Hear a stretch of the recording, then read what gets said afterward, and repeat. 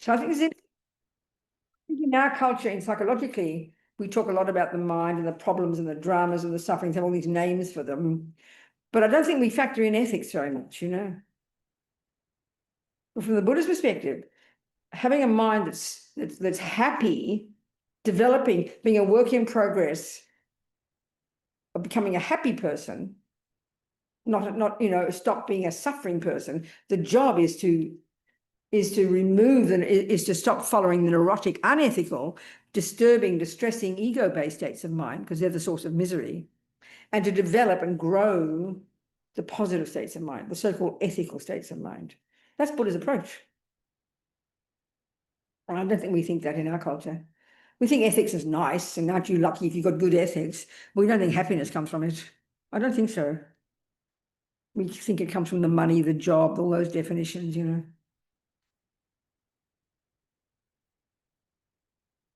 But the point about being a work in progress is important, because what happens is we have a very strong, and this is Buddha's analysis, we have this very, and his terms for it, one of our big problems is we have this very concrete, solid sense of a set in stone, concrete me, you know? And that even if you are practicing every day, trying to be a nicer person, trying to be more wise and kind, and, you know, we don't see ourselves as moving along. We don't see ourselves as developing those qualities. We don't think, we know if you study music, you get a bit better every day. You can see the evidence of it, you know? But we don't have an approach that says, well, if you practice being kind every day, and practice not lying every day, and practice not stealing every day, and practice being less angry every day, we don't see it in the same way. We think of those as isolated things that occur here and there, you know. But this is the Buddha's method. So identifying with that process, then whether you're poor or rich or have a pain in your knee or you lost your job, that's secondary. It's a big surprise, I think, to us. And so, of course, it's not immediately, you know, in the same way that, okay, if you're practicing being a musician, it takes time to see the evidence. Even going to the gym for 6 months, it takes time to see the result in your body. But if you're confident, you've got the method, then you're able to see the incremental changes every day and delight in them. But when it comes to becoming a happy person, practice every day with your meditation, practicing less, being more patient, practicing being less angry. We don't see much progress. And this is one of our big faults. The fact is, so that there is progress, but it just takes time to see it, I think.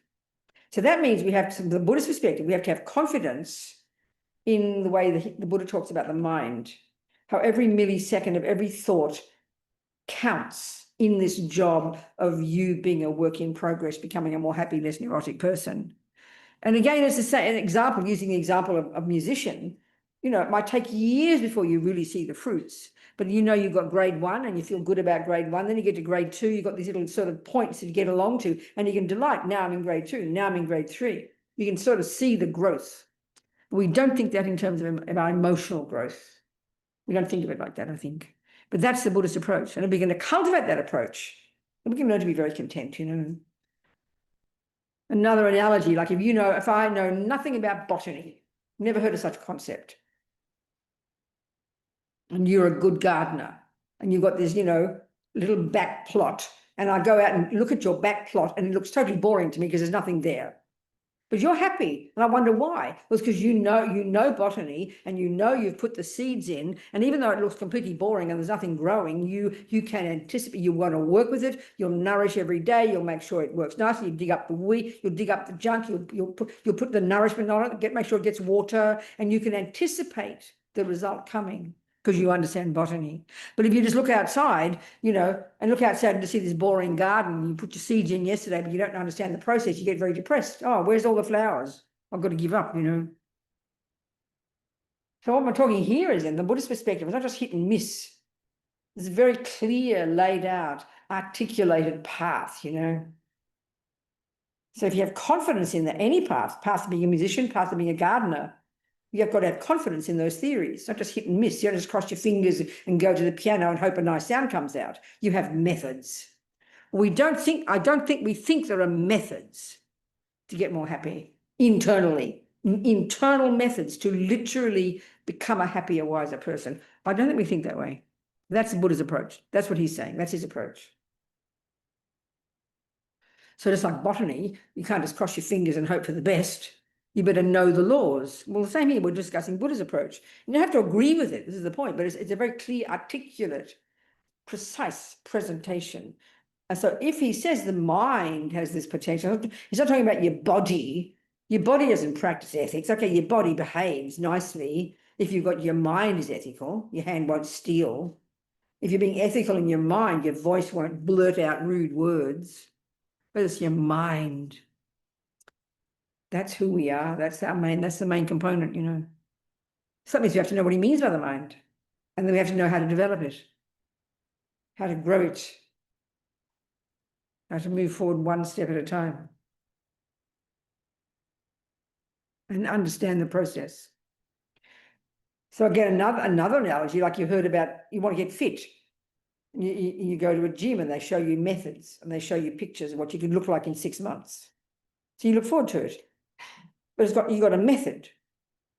So you come home for the first day, you're feeling worse than you felt the day before, but you don't care because you've got a method and you're happy with that method, even though you're feeling bad, feeling like muscles you didn't even know you had before, but you trust the method. Well, it's the same with your practicing. When you start to really work on your mind, you're seeing shit in there that you didn't know you had before because you're paying attention to it. So you have to know how to interpret properly. We have to be confident in that method. You don't have to follow it. It's up to you. You can decide. You can follow Jung, Freud. You can make up your own. It doesn't matter. We're talking Buddha's approach here. So why is it it's hard? Why is it hard for us to see our progress? To identify, to see our progress and to delight in it? Because we know we're trying hard every day. Well, the problem is because if we look at the mind, we can see, and using Buddha's analysis, we've got the neurotic, unhappy, deluded, I-based, fear-based states of mind. That's his way of talking. Anger, attachment, jealousy, low self-esteem, these simple words that pervade our mind to one degree or another at a quite subtle level. And they're never stopping chatting, isn't it? Like I joke, but I mean it. I mean it. I've never yet met a person who says, I can't stop thinking good thoughts. Our mind's berserk by definition, thinking unhappy thoughts, limited thoughts, annoyed thoughts, frustrated thoughts, depressed thoughts, anxious thoughts, angry thoughts. We know that. They're the uncontrolled ones. Dissatisfied thoughts. They're the uncontrolled ones. So they're running the show, really. Even though we're nice people, relatively speaking, we're not murderers and rapists. But we can see these are always there, and they're always limited. They're low, they're distorted, they're not happy states of mind. So they're the ones we dominate, they're the ones we hear. So naturally, without hard work, they're the ones we identify with. So that's, again, it's a bit like going to the gym.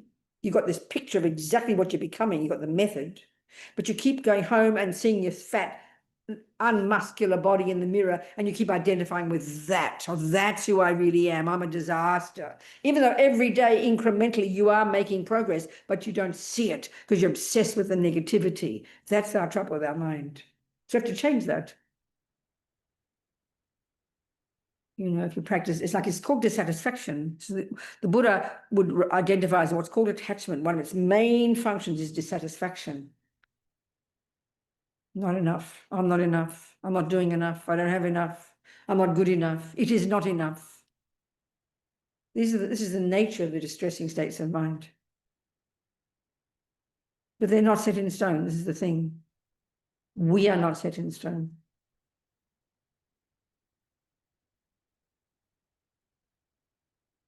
So the Buddha's approach is we need to learn to have a very detailed, very precise awareness of what on earth is going on in this mind of ours. 1,000 thoughts a second. We have to start somewhere, isn't it? And the level to which we can have that awareness from the Buddhist perspective is extremely sophisticated. Levels of subtlety that Buddha would assert from his own experience that accompanied genius Indians well before him 3,000 years ago. There are levels of subtlety of mind that we don't even posit as remotely even existing in modern neuroscience, you know. So the Buddha's key point is that positive states of mind, this isn't even just now short term. Forget the long term, which is the view of karma, of you producing this work in progress, putting good seeds in every day and removing the negative seeds. That's the law of karma, cause and effect. But forget that even. But just if we can try and see if the practice to try and observe, which is what he's telling us, but just observe it, the unhappy character, the distressing character of these chatting thoughts, the dissatisfied thoughts, the angry thoughts, the jealous thoughts, the anxious thoughts, depressed thoughts. We call them feelings, but they're rooted in being thoughts. They're rooted in being conceptual kind of constructs in our mind, So it really takes an enormous amount of work to start to listen carefully. At the moment, it's chaos, like a big soup of emotion in there. You can't tell one bit from another. But with practice, we can learn. And this is an interesting point too, because I think many of us as Buddhists would like to do our meditation every day, but we don't really understand the Buddha's analysis of the mind. We don't study it. And that's a bit like you trying to be a good gardener, but just intuitively, well, that looks like a nice seed, I might plant it. Well, if you don't know, you're going to be in trouble. You've got to learn some theory, But I don't think we think that when it comes to the Buddhist approach. I think it's all about closing your eyes and something mystical will happen, You have to understand what the mind is. You have to like it. It's up to you. We have to understand what he's saying. It's very precise. And it's completely different from the neuroscientific perspective. Neuroscientific perspective, not just brain at all. Buddha's expertise is not the brain. Buddha's expertise is the internal, subjective, cognitive process itself, second by second by second. The character of the thoughts and feelings and emotions themselves, experientially. Yeah, if you have a brain, you'll see the evidence of those things in the brain. That's what I think the brain is. You could argue from the Buddhist perspective, it's the physical indicator of what's happening in the subjective cognitive process itself, our own mind. And we have to learn to become familiar with it. That's it. That's the job. And why? Because Buddha's analysis would suggest that that's the method for how to get happy and stop suffering, by changing your thoughts. By changing your thoughts, growing the positive ones, weakening the negative ones. That's essentially the job of being a Buddhist. The words are simple, but the job is tremendously hard. And then rejoicing in that, knowing we're doing it, even though you can't see much evidence of success yet, like the garden still looks barren. So why is it then? What is it about? So what are these negative, so-called negative, unhappy, deluded, distressing states of mind?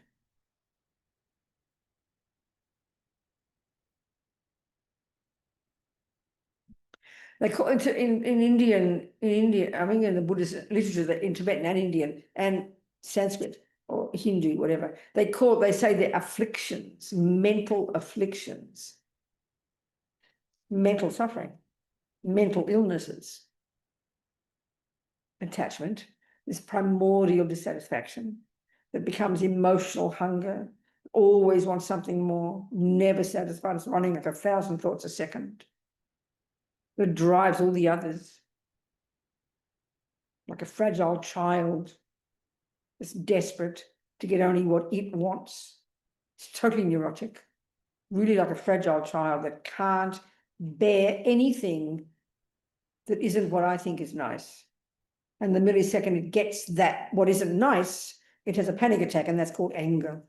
So we've gone between these two 1,000. It's seeming almost like too simple to say this, but this is kind of primordially deep. There are many other states of mind, all variations and branches of these, but these are, if we can begin to become familiar with these two, we're making progress, I tell you. But the part that's hard, I'd say in our culture, is because we only notice them when they rise to the surface, and we call them emotions, and our body feels them, and that's kind of a bit late. That's what we've got to learn. The Buddhist approach is learn these simple techniques of concentration, where you learn to pay attention to something to stabilize your mind. And then with that stable mind every day in your daily life, you can utilize that clarity, that stability, that ability to focus. You can use it to be noticing throughout the day, not just the external world, but what's happening in here.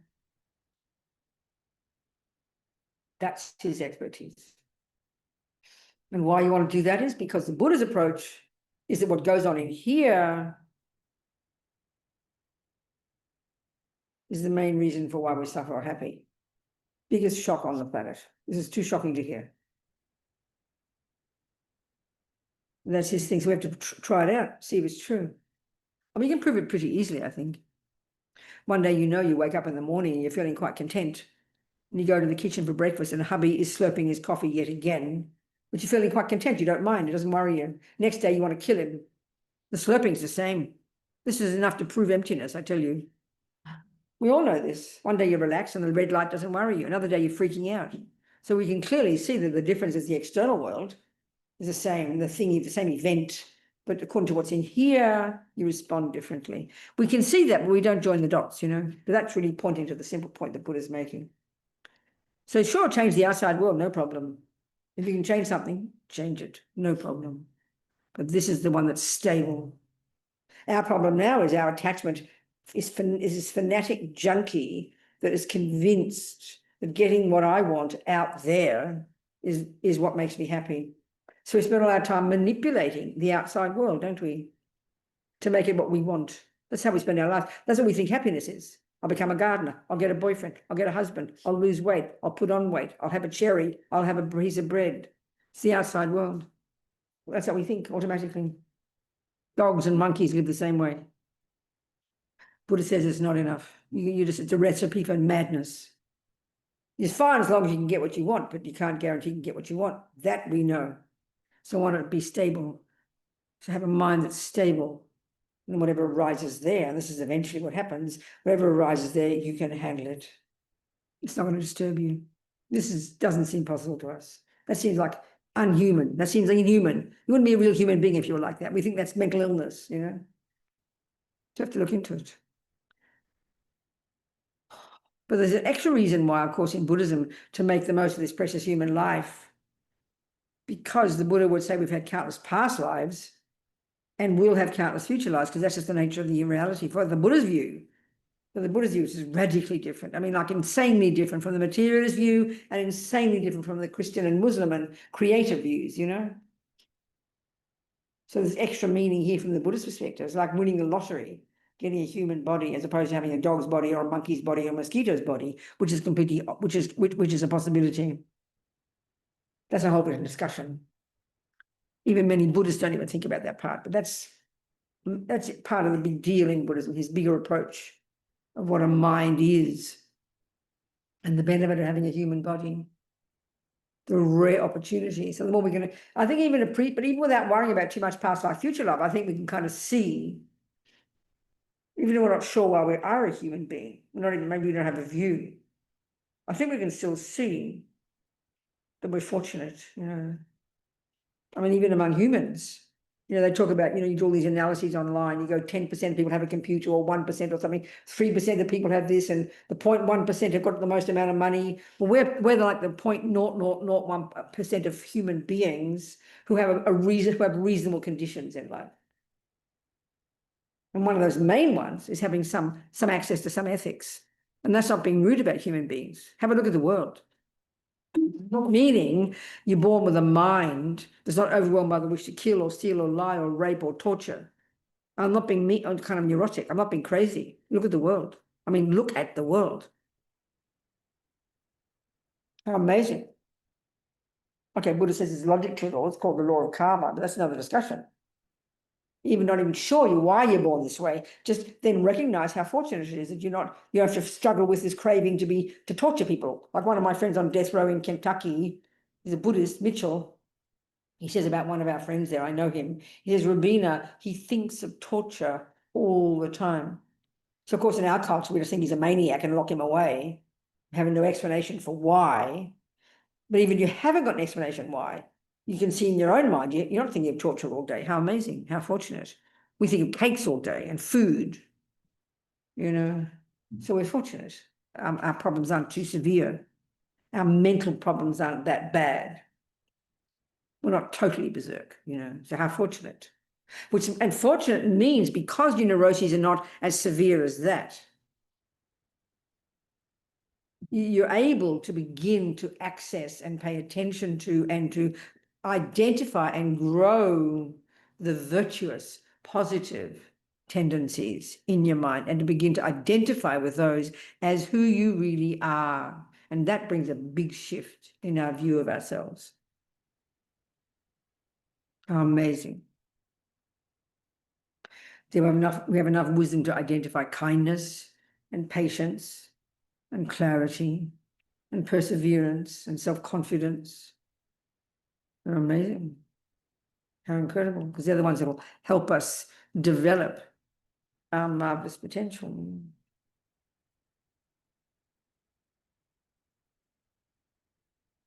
So that's how to make the most of this human life. Yeah, you can get rich as well if you want. Have 16 husbands if you want. 19 handbags, it's okay. But this is the main one. Work on your mind. And then everything else you do, including having 19 handbags or 19 husbands, will be fine because it'll be based on clarity and kindness and compassion and wisdom. It'll be useful. You'll be able to make your life useful. So the first job is to put yourself together. And then, so there's a bird needs two wings, right? Wisdom and compassion. So what you can really say the way to make the most of this human life is to be a benefit to others. That's the most profound one. But that's based on this first job of putting yourself together. You can't lift your finger to even help an ant if you can't put yourself, if you can't put yourself together. Who's that? Yeah. Oh, yeah. Who is it? I can't see anything. Oh, hi. Okay. Let's see. Blind as a bat. Okay, I've rabbited on for 5 minutes, so maybe ask me some questions. Have a conversation. Come on.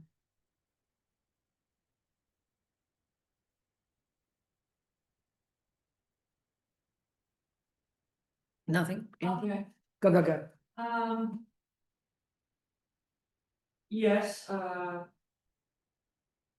one thing you said that, so helpful, Uh-huh. that I didn't hear in that way Okay, go. was the way you said, the way you use the analogy of music in school, where when you're there, you know you're gonna improve, you're gonna get better. Uh-huh. But with this, Yeah. no. I don't know that. Yeah. I do know it and I don't know. That we're a work in progress. Yeah, I know. in that way, Yeah. that way. Growing every day. I think so. Go on. Yeah. I guess, I've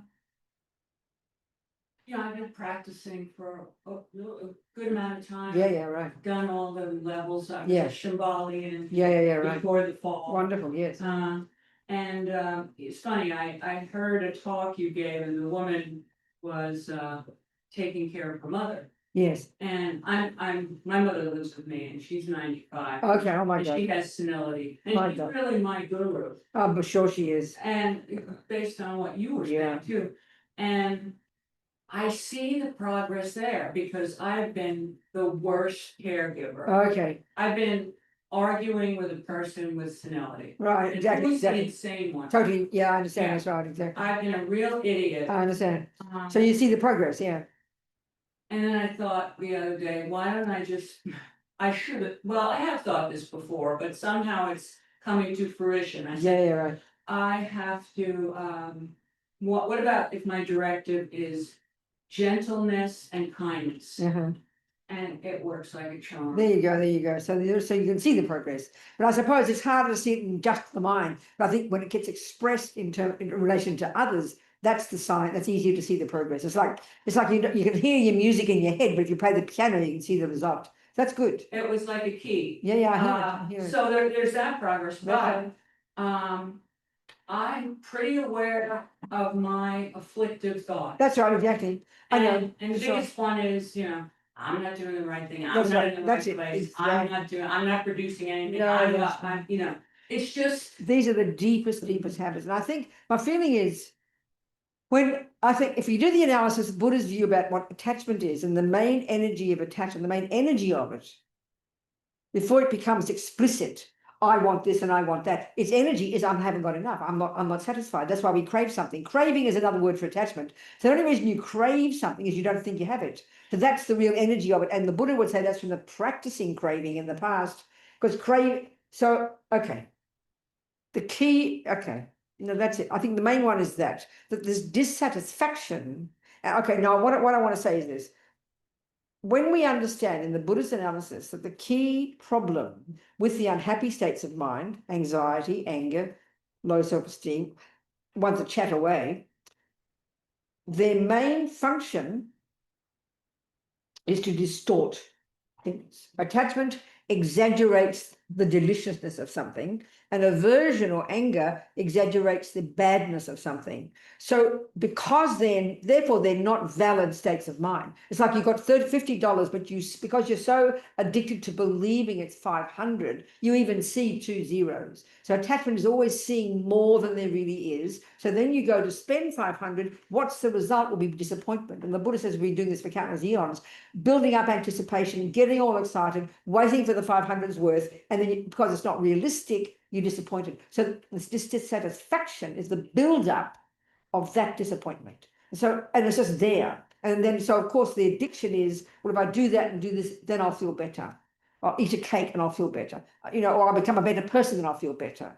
So what I'm getting at also is when we realize how primordially deep this dissatisfaction is, and realize that it'll still be there until we realize emptiness, until we practically become a Buddha, So then we have patience with it and don't buy into it as the truth. That's the thing, I think. It's a bit like you come home from the gym, you're still overweight and ugly and there's no muscle tone, but you don't identify with you because you know you're identifying with your potential. That's what we have to learn to do. That is all there, but it looms larger than it really is. We give it too much power. So you got to, when you look in the mirror, you've got to know, yes, the bad muscles, but you have to remember the good things, remember the progress, remember, and you see the slight change in the muscle here, and you begin to identify with that. That's the practice we have to do. That's very conscious practice. That means, then they call that rejoicing. Actually consciously saying good words about ourselves, and we don't like to do that. We feel embarrassed. Do you understand? It's ironic.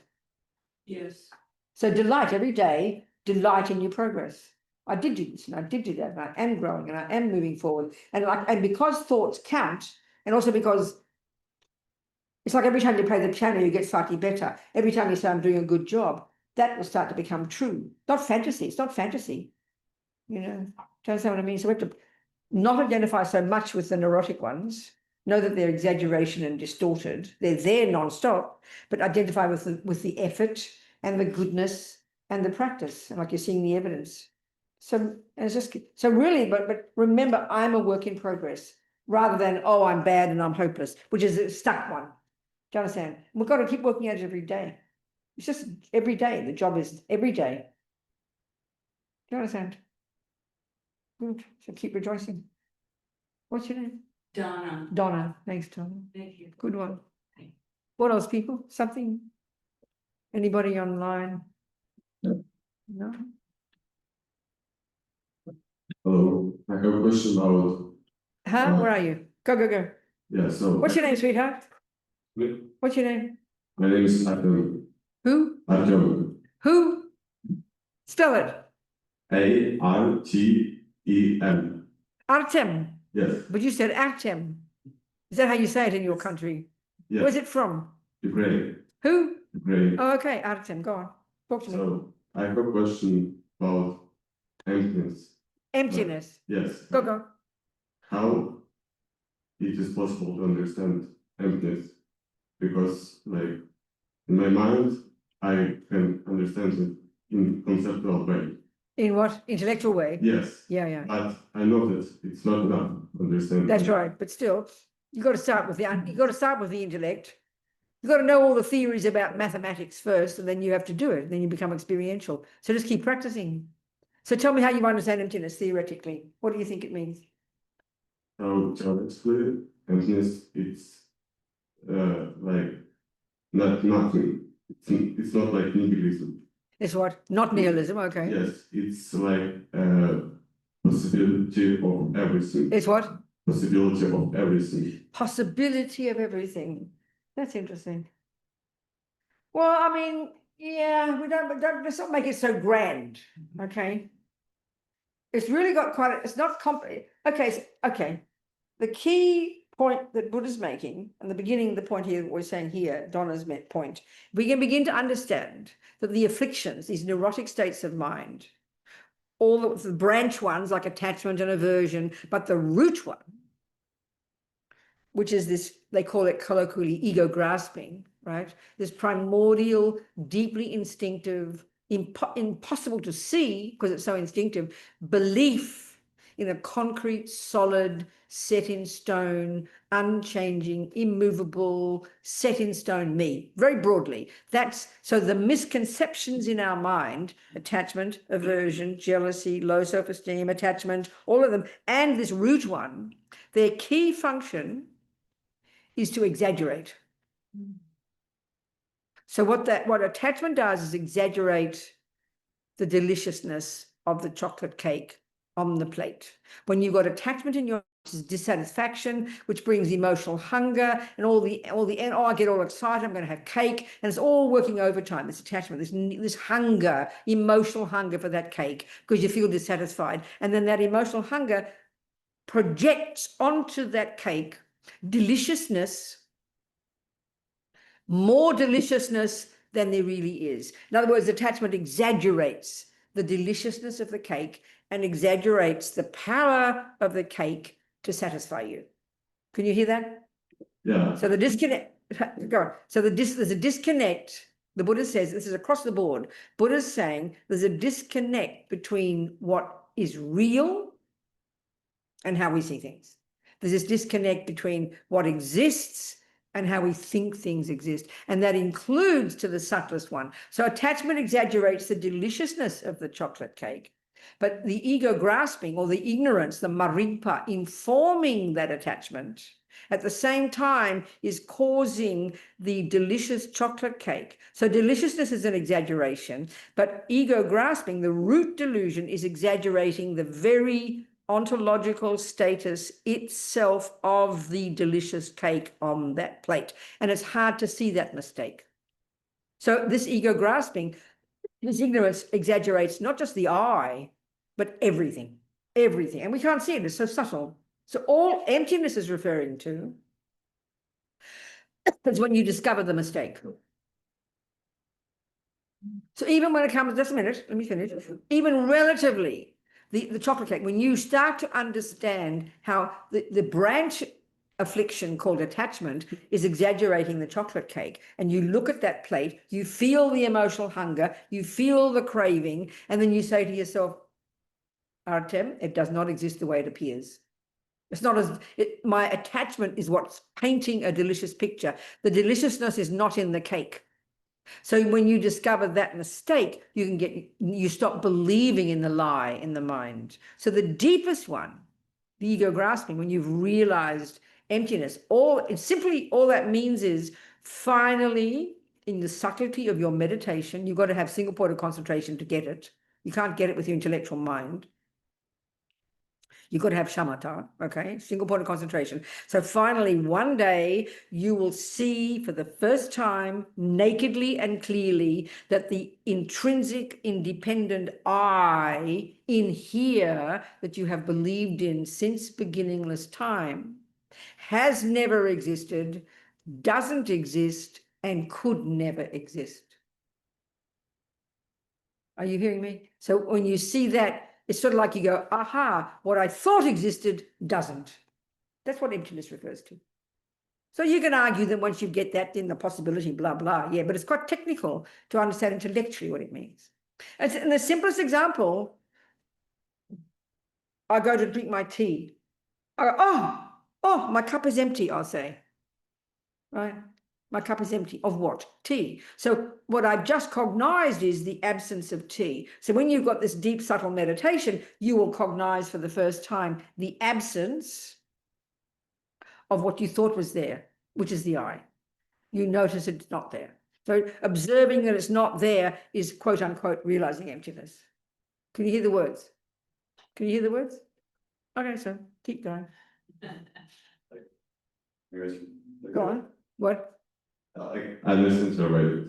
The same thing is like I'm thinking the same right. It's like You what?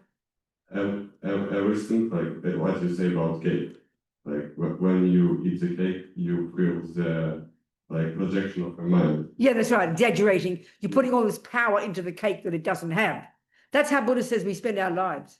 That's right. A good, go on. Like as I said, I understand it all mind. Like, So the first, that's good. First step. So be happy with the first step. okay. Just be happy instead of thinking, oh, I don't understand. Yeah, but you got to start somewhere.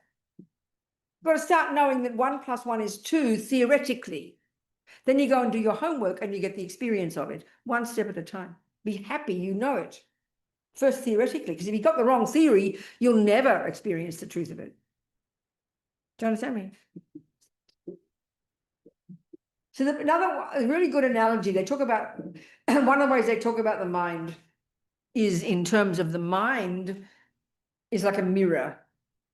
And then, and this is why they say that everything, my Lama Zopa says, everything out there in life, from the second we wake up in the morning and we open our eyes, we open our senses, we know we are then engaging in this outside world, as we call it. And of course, the first doorway is the sensory consciousness, the ears, the eyes, the nose, and so on. And then what we start doing is having opinions, mental opinions about those shapes and colors and sounds and smells. So the thing is, so we think of this, the mind then in general, this capacity for cognition. This is what your mind is. Your capacity to cognize things, your capacity to be aware of things, your capacity to know things. These words are synonymous. Think of that as like a mirror. And everything out there reflects back in your mirror. And the way things appear to us in the mirror of our mind is according to what's in our mind. So if your mirror is cracked, it's obvious. That tree will appear crooked, and you know it's not correct. But so it's already quite shocking to even hear that everything out there is merely a reflection. This sounds so abstract, so bizarre to us. But everything in the universe is a reflection, appears to our mind, as Lama Zopa puts it, as the texts say, in the aspect of whatever's in your mind, whatever's in your mirror. So if your mirror is polluted by anger, we know how the world appears. Everything is horrible. We know if your mind is polluted by depression, you know the whole world is a disaster. If your mind is polluted by attachment, very obsessive and, focused, and that thing looks divine, you hunger after it. So we kind of know this, but we're so addicted to believing that whatever we see is in the thing itself, not coming from our mind. This is the powerful point to remember. So you don't throw the baby out with the bathwater and then think, oh, well, nothing exists, everything's just an illusion. That's nihilism. And that's where it's complicated. Because as Lama Zopa says, when you've realized emptiness, when you've realized that the absence of the fantasies, the absence of all the projections, because you've clarified your mirror, you've cleaned up your mirror. You don't throw things out, you don't chuck the baby out with the bathwater. You just have removed the misconceptions from the mind. You've removed the decorations. As Lama Zopa says, all these delusions, all these afflictions decorate on top of what is there, layers upon layers upon layers of characteristics that just aren't there. So this is why they're the neurotic states of mind. Now, the virtuous ones, Donna's experience of her neurotic mum, her mum losing the plot, Whereas before, seeing her mum through the lenses of her own attachment, which then wanted her to be the way she wanted, and then angry and annoyed when she wasn't. And so she saw her mother in a jagged way. Her mother appeared as some jagged person, making her life unhappy. But now her mirror's a bit cleaner with kindness and sweetness. Well, suddenly the mother appears differently. It's like a miracle, isn't it? Yeah. So we know already it's true, but we just have to articulate it like this, you know. It's powerful, really. So we just got to practice it. Our trouble, I think, in the West, like I'm saying, we know that you can study music every day and get a bit better, but we never think of practicing kindness and love and compassion every day, and it increases. We don't think it increases. We just think it's, oh, a moment of kindness. Oh, aren't I lucky? Next day I'm miserable again. We don't see it as a process. That's the real thing I'm saying. But it's a process. That's really what the Bodhisattva path, what the path is. Practicing every day, being less attached. Practicing every day, being more kind. It doesn't just go in one ear and out the other. It produces the person you become. So you can get some enthusiasm for it. Yes, the neurotic states of mind are going to be there until we realize emptiness. So don't cross your fingers and hope for the best. Go one step at a time and delight in your progress every day. And even more subtle than even seeing the immediate evidence of changes. It's also the Buddhist view of karma, very technical, that every millisecond of whatever we think and then do and say, none of it goes astray. It doesn't just go in one ear and out the other. Every millisecond of thought sows seeds in our mind that you will not see the fruits of until in the future, good and bad. So every time you kill, you're sowing negative seeds. You can't see them. You don't see the evidence of them, but they're going to grow and manifest as future suffering. Every time you have a positive thought, a kind thought, that's going to grow and manifest as your future happiness. This is literally, in the long-term perspective, how you literally produce the person you become. Literally. That's the Buddha's view of karma. And it's a natural law as far as he's concerned. It's not hippy-trippy. It's not a creator. He's not running the show. He's just identified this as a natural law that runs the universe.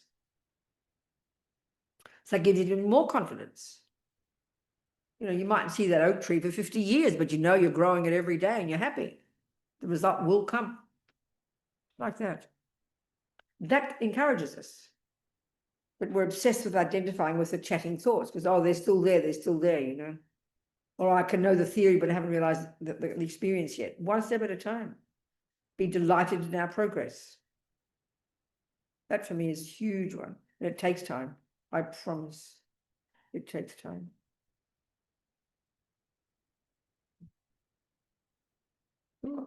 Some other questions online? Anybody?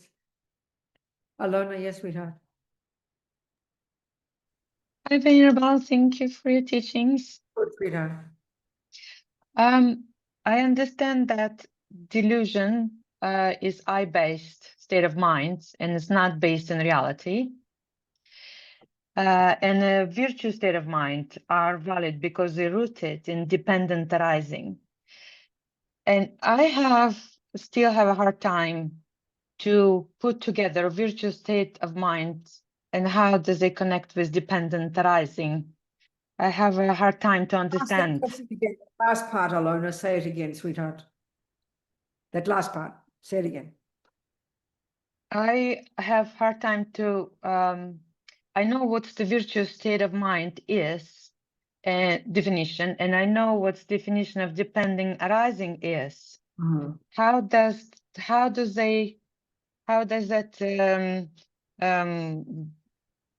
rooted? How does it rooted in dependent arising? Why is it valid? Because it's rooted in dependent arising. I understand.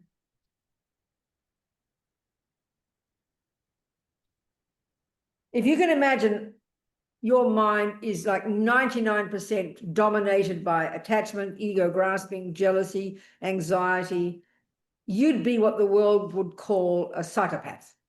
That's what we would call in the West a psychopath. In other words, a person dominated by delusions, and can't even access anything virtuous. Imagine, some humans have that. You can see it, you know. Do you understand my point? So yeah. you can argue that they are totally locked in themselves, aren't they? And in every tiny thing they see out there is only in terms of how it can help them, help grow their needs, their attachment, their anger, their neurosis.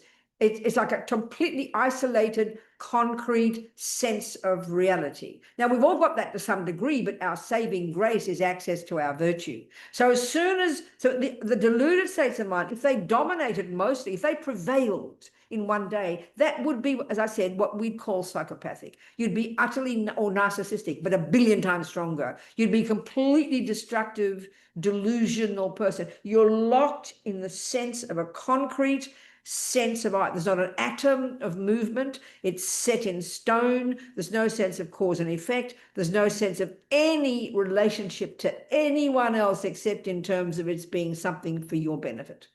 Can you kind of hear that?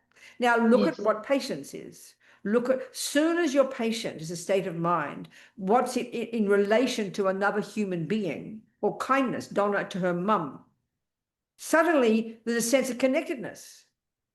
She sees her mother not in terms of it being like, or even worse, as an animal. Animals just would, a lion would see breakfast. That's all they can see. That's the absolute example, animals especially, the extreme example of being completely overrun by the ego grasping and delusions and no access to any virtue whatsoever. So there's only I, that lion is only I, and everything it sees is breakfast. There's not even a possibility to see another human being, except unless it's their baby, maybe. But as soon as you have a virtue, the way I like to put it is your mind is kind of expanding a little bit to encompass the other person. So when Donna is feeling kind to her mother, there's a sense of interconnectedness between her and her mother, and she's seeing some reality. She's seeing her mother for who she is. She's seeing a human being with a mind and with needs, whereas a lion or the narcissistic person only sees breakfast. There's no reality there. But as soon as your mind is virtuous, you're more in touch with reality, and reality basically is dependent arising. There's a connectedness, cause and effect, or interdependence between people. That the virtues are like, you and I could be sitting there chatting away, being kind to each other. And people can see our body language. I'm being kind to you, you're being kind to me. We're literally, it's sort of like there's no vivid distinction between us. We're like we. But the moment attachment arises in your mind or anger arises in my mind, we are cut in half, and there's two vivid, separate eyes. No sense of interdependence. So it's a way of saying it. But can you see what I'm saying? Dependent arising means a feeling of connectedness. Emotionally, you could say it's like that. Do you see what I'm saying? A little bit. Just Yes. it's a way of saying it, really. I mean, you won't often hear, they don't often say virtues are rooted in dependent arising. This is what I say, but it's true. You can see it. There's a sense of, you see, as soon as you're realizing cause and effect, that's reality. As soon as you're realizing the dependence between me and you, that's reality. That's reality. And virtues have got some sense of reality. Whereas when you're caught up in delusions, there's no reality. There's only I. A little bit? Does that make sense? Yes, yes, yes. Good. Thank you. All right. And another way to put it is, of course, this is conventional reality. So the first step is to at least get conventional reality and let rid of the delusions and have some, not lessen the delusions and grow the virtues. Already you're going to have a happy life. Because if the world is even in touch with conventional reality, cause and effect and interdependence and kindness and love, the world will be a very happy place. Then you've got ultimate reality, finally removing even the subtlest delusions. So you can realize complete interdependence, when there's no separation between self and other. Do you understand? Something like that. Hello, Hilary. Hello, Venerable. Hello. Thank you for your teachings. My question is about attachment. Yes. So I'm leaving this weekend to go to India, to Dharamsala for the Dalai Lama's 90th birthday. Amazing. So happy to be there to attend this event. But when His Holiness, when I'm in his presence, I find my mind is much, even though I do my practice, I'm very embarrassed to admit that when I see him, my mind grasps like he's a rock star or something, like, oh, I hope he looks at me. Oh, I hope, he touches my hand, or, this very grasping kind of feeling. And I want to know. That's very common, darling. Don't worry. I mean, it's very common. I mean, because one of the biggest. Sure. Everyone has the story. Oh, the Dalai Lama looked at me, or he touched my hand. Sure. Right. But what I'm wondering is, because I know I'm going to see him, I'd like to prepare my mind in, like, what would be a more beneficial way to hold my mind in his presence? I understand. So have that and what to do. That's how you are. But just be so delighted that you're able to be in the presence of an enlightened being. If there's that, you have this confidence in him as being an enlightened being, and and the wish to continue to make a karmic connection with him, and the wish to practice and become like him, and to use this experience to remind you of your potential, and to want him to live a long life. Just have positive thoughts about it. That's all. Just write a bunch of list of thoughts, and then have positive thoughts and just say them to yourself. That's it. Yeah, that's it. That's definitely sounds more giving, kind of positive, giving kind of place. The other one is also and then have a conscious thought. Well, even if he doesn't even notice, I'm so happy for the people he does notice. Be delighted in everybody else who touches him, and whatever you like, and be happy. But just have those positive thoughts and then relax, That's all. That's all he can do. That's all. I'm so happy you're being there. How wonderful. Thank you. What's the event? What's happening? Is there a big party or something? Well, there's 3 different dates where different organizations are offering long life puja for His Holiness at the main temple, all up leading up until his birthday on July 6th. So July 6th is the big. That's 3 organizations. Who's doing? What's going on? One is the Central Tibetan, the government. Okay. The government is doing one. And then I think the Tibetan youth is doing one. Okay, wonderful. And then one is a kind of a general, I think, for Sangha. Okay, good. Ordained Sangha, yeah. Wonderful. So, yeah. Gay Sangha? What do you say? Ordained. Ordained Sangha. Ordained Sangha. Okay, good. Wonderful. Okay. Thank you. Good one, Hillary. What else, people? Hello there. How are you? Happy to see you. Thank you. Good. Tell me. Where's the microphone? Here. Thanks. Lovely. Move your chair closer. I can see you. That's better. Go on. So my question is, so ultimately trauma is also empty. Trauma. Trauma. Go on, keep going. And so I just have a hard time practicing with that. I understand. So we have to look at what it means, though. Okay. As soon as we say it like that, we tend to think, oh, well, it's not true then. It's not real. So what we do is I think we throw the baby out with the bathwater. And we feel, oh, it's all empty anyway, so it doesn't matter. That's completely not the meaning. We can't help but do it, but it's not the meaning at all. So, okay, let's look at how to see it. Let's look at how to, because we're discussing here. You got so-called conventional reality, which is called dependent arising, and then you have this emptiness one. So let's look at it from the perspective of both of these together. So one of the logical arguments for how something has no intrinsic nature, it's empty of existing as we think it does, is that it's a dependent arising.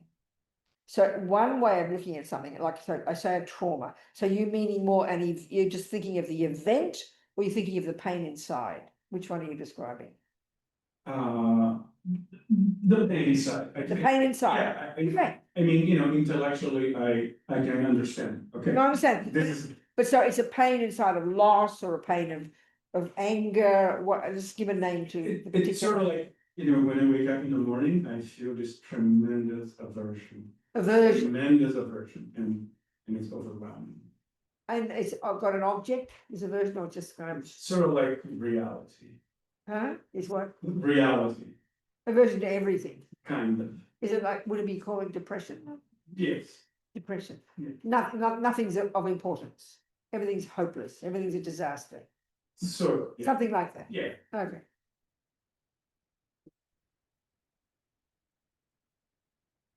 I know it's quite hard with the states of mind are very hard to see.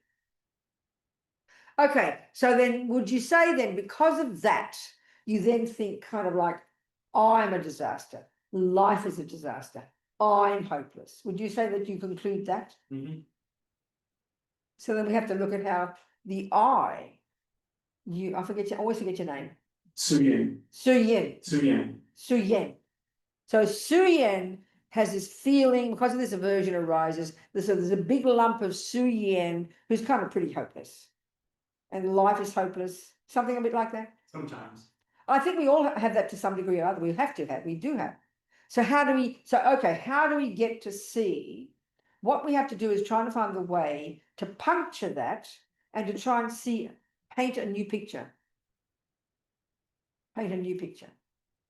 So we've done this before. So the aversion and the hopelessness is painting a picture of awfulness, isn't it? So what we have with dependent arising, it's almost like got to look a bit closer, go in with a microscope and start finding some good things about Suyen. Because what's roughly speaking here when we are like this, all we see is bad. We don't often articulate it that way, but just everything feels ugly and bad. So if you can try and locate what it is, the thing that you want to look at, so call it trauma, but maybe more precise, is you, so I really. So you have, in a sense, what you're saying is I am hopeless. It has to be that. So then that means everything that you paint a picture of I as useless, no good. It's like the lion only sees breakfast. The lion sees you and all they see is breakfast because their mind is totally absorbed with attachment and aversion. So as soon as you're being kind, or like Donna was seeing her mother as annoying, ugly, annoying, this demented old lady, not doing what I wanted. And we really know we do that. So as soon as she has this more soft state of mind, what she's seeing is other qualities in her. She's painted a new picture of her mother that appears not so bad. So that's what we have. That's what it means. So the Suyen you think is existing, it's not quite as concrete as you think. So you've got to make the effort to see in your life some good things that happen, some good qualities. I mean, it's not immediately convincing because the tendency to see it all as bad and horrible is very strong. And this is also how karma can be from some past karma, very heavy from past actions. It dominates how you see the world, So you've got to chip away at that picture that it's painting. And all that's saying is that the picture of Suyen that this vague aversion has isn't accurate. That's what, so the Suyen you think exists doesn't, empty just means doesn't exist like that. He doesn't exist like that. But you've got to see it, you've got to make the effort to look at the good things and say the good things and point the good things out.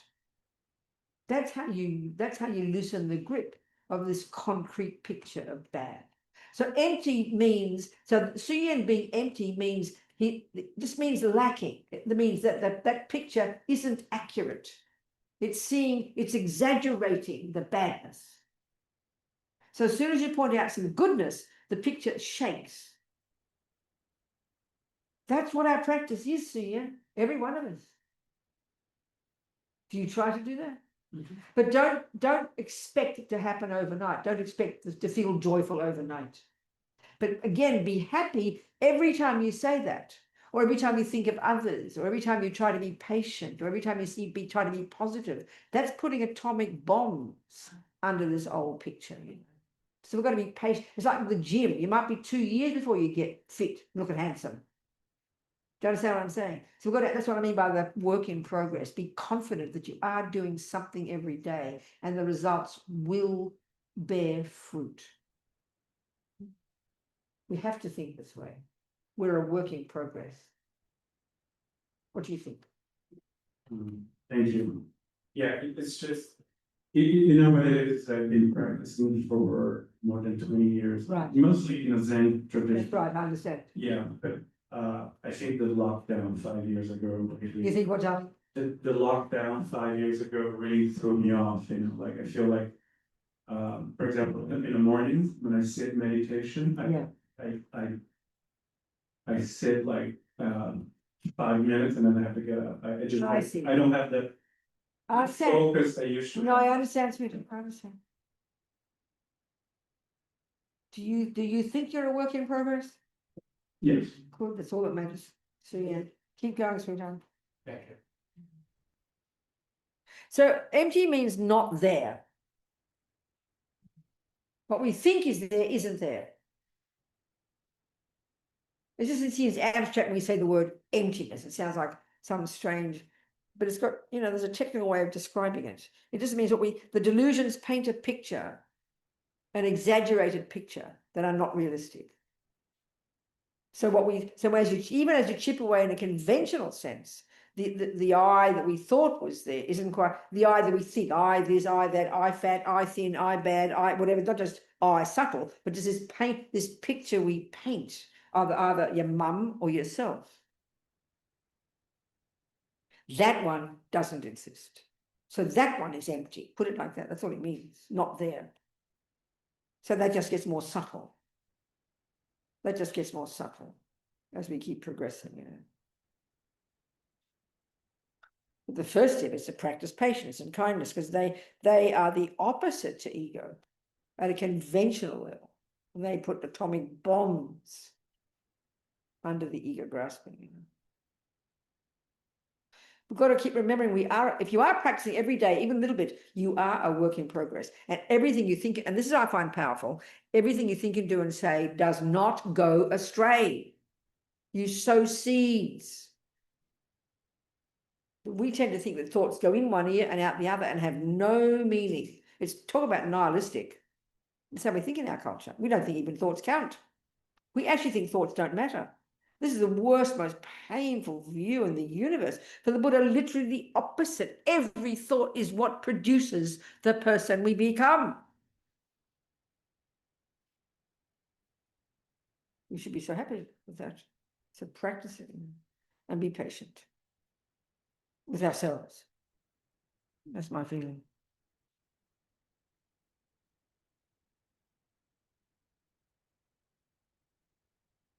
What else do you? Here, it's a question. Oh. It's not your question. Oh yeah, I have a question. Oh. Go, sweetheart. A question. Yeah. Rather mundane. Go to come on. So I've got a great little spot for meditating in my house. You what? I've got a great place for practicing in my house. Okay. Got really dialed. It's all great. Got these neighbors that moved in upstairs. Yeah. Oh my All the God. time. Oh my God, I know. This is a I'm nightmare. thinking of moving, or am I supposed to work on this? I know, honey, this is where you just have to be practical. We've got to make choices. I mean, if you have the luxury to make a choice, I mean, this is where you got to, I mean, but it's building, they're building. I know there's like, They're just loud. There's oh, they're just making even loud. at 5 o'clock in the morning, you got like a sleep apnea machine going wah wah wah. I can't. I see. Yeah. Okay, no, I understand very, very well. So you got to just make choices. It's not a moralistic issue. Should I do something? Whatever you can handle is what you do. So if you can't find the way, this is quite literally the answer. If you can't find a way mentally to reinterpret these sounds in order for you to be more content, then you have to leave. You've got to make one choice. So this is the problem. What happens is, it's like you've got a bad job or a bad relationship. It's the same problem. You're pissed off, you're complaining the whole time, the boss is this, the boss is that, and then your friend says, well, you could leave the job. No, I can't do that. It's not my job. He should change. Why should I change? So we don't change our mind and we don't change the environment. So you've got only two options. It's brutal. You either leave or accept. Yeah, the bottom results is that, like What? the result is that you take everything as part of the path. So Everything what? everything could be part of the path that you are on. I hear monasteries are loud in India. People get no silence sometimes. No, that's right. So you have to, that's where, if you can, I mean, can you do anything physically to change the environment? Can you put like up or down? Because you can put soundproofing on your ceiling. Yeah, it's headphones, maybe. No, I mean, I'm being very serious. I'm not trying to, if you can do something to lessen the noise, but also learn to change your mind because you get annoyed about something else. So if the if the anger is really strong, if the aversion is really strong, nothing will make you happy. And we have to know that. But don't be like a martyr if you don't have to be. That's right. Yeah. Do you understand? Yeah, and that's kind of critical to path. You got to, yeah. Because I mean, I have a similar one, not loud noise as yours. When I first moved to this place where I am now in the village, and this neighbor downstairs, and she's old and has a walker, and the floors are thin, and she has this motor on. I think it's her I think it's a motor to help her breathe, and it's like my whole house vibrates. Yeah. Yeah. Right. So I nearly went the first year. I nearly went crazy, and I was convinced I was going to buy her a machine. I was going to do something on the floor. I was investigating carpets, but then I decided I was going to change my mind. So you did it. Okay, so I'm telling you. So I just decided every day. I decided, because some parts of the house you don't hear it. It must be the way that the building is constructed. In one section, there's no noise at all. So I'd always find myself, when I do my prayers, my practice is, I move my chair to be in the nice spot, where there was no noise. I'd get annoyed if it was on the way to the kitchen, I'd hear it. So all the time I'm obsessing about it. So I decided I'm not going to move. I'm not going to buy a machine. I'm going to, two things. I tried to have thoughts that I'm happy that she's able to breathe. I really tried to do that. And then second, the biggest one, I decided I wouldn't resist the noise. I would welcome it and call it good. And the second approach would be, I would learn to not pay attention to it. Now, all I can tell you is now, after 3 years, I'm happy. It works. I was shocked. I was surprised. It works. Noise is empty. I mean, no, forget empty.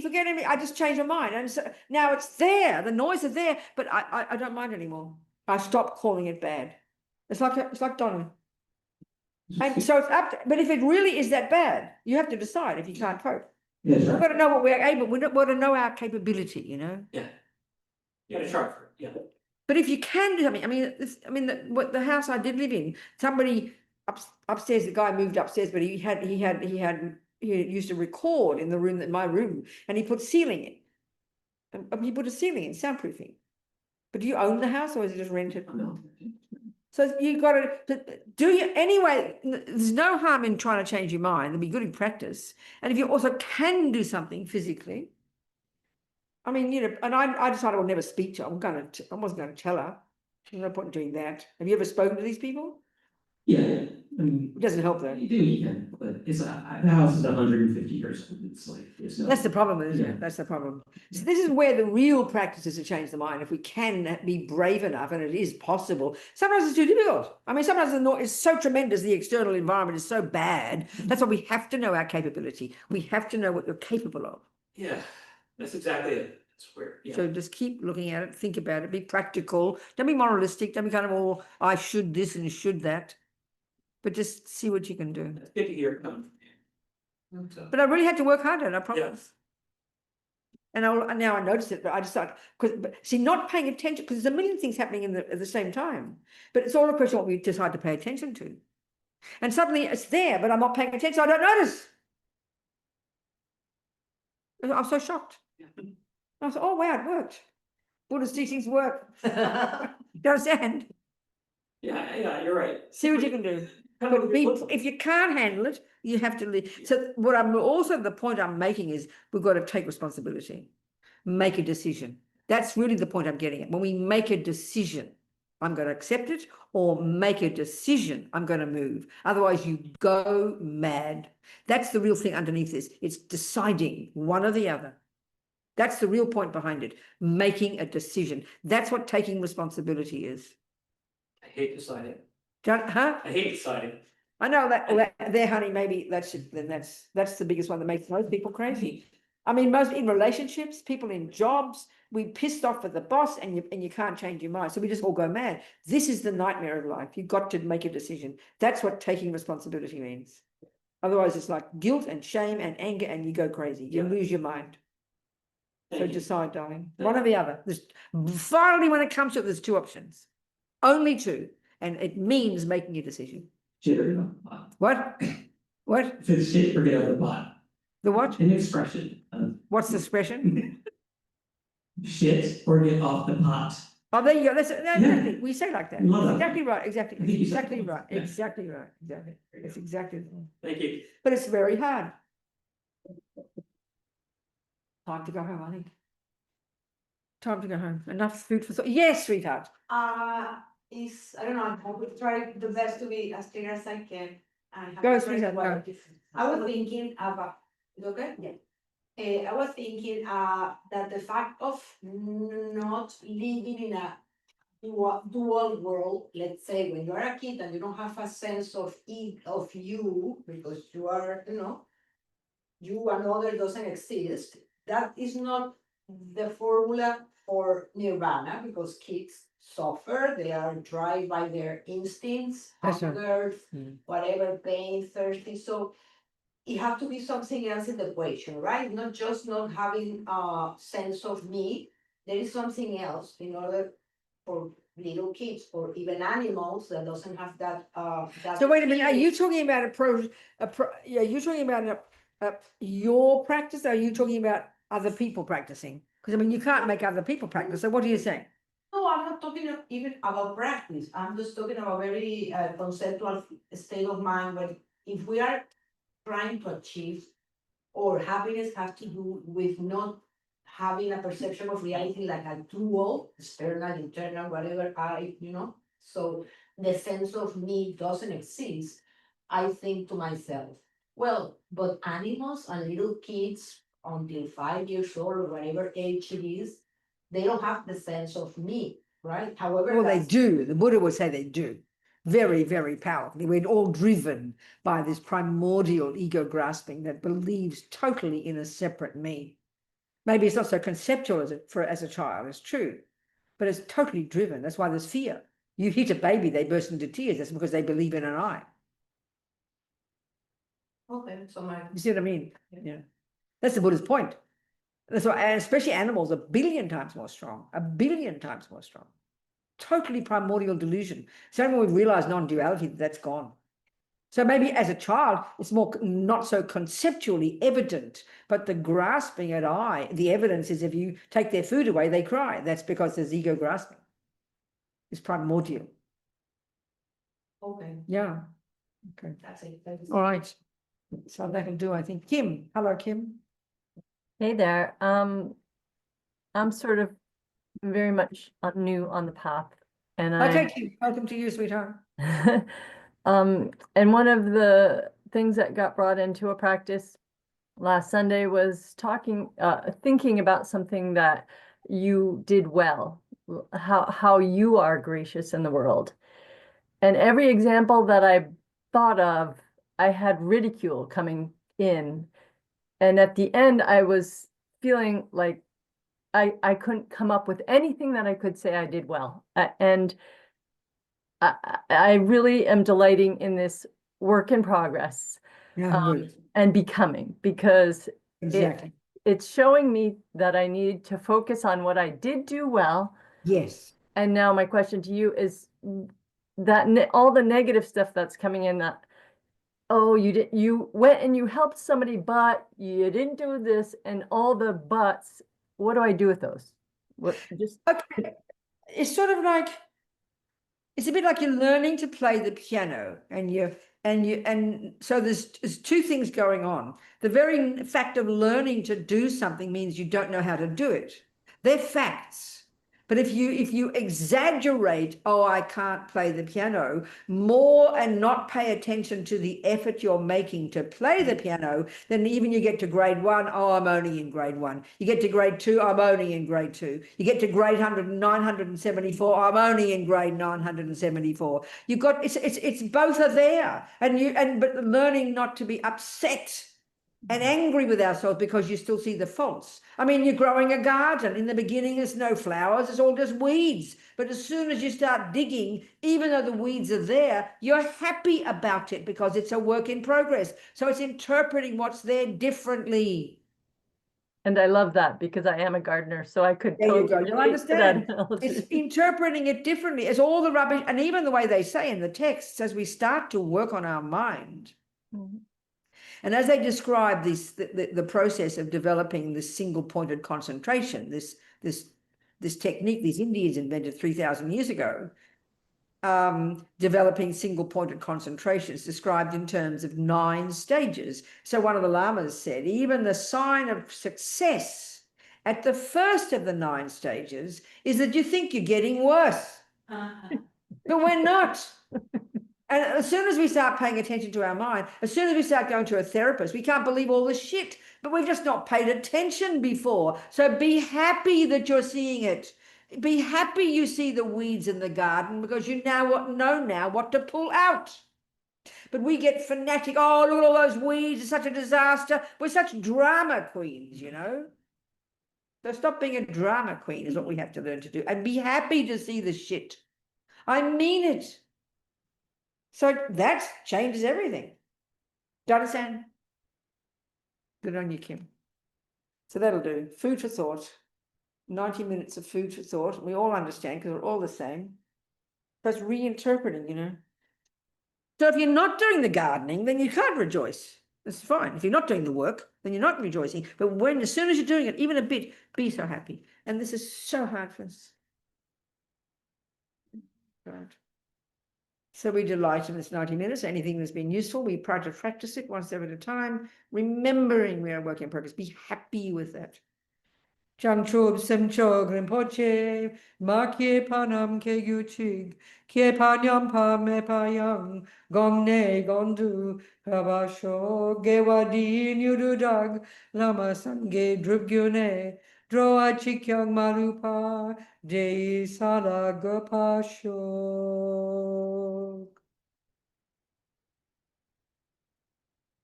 Okay. Thank you.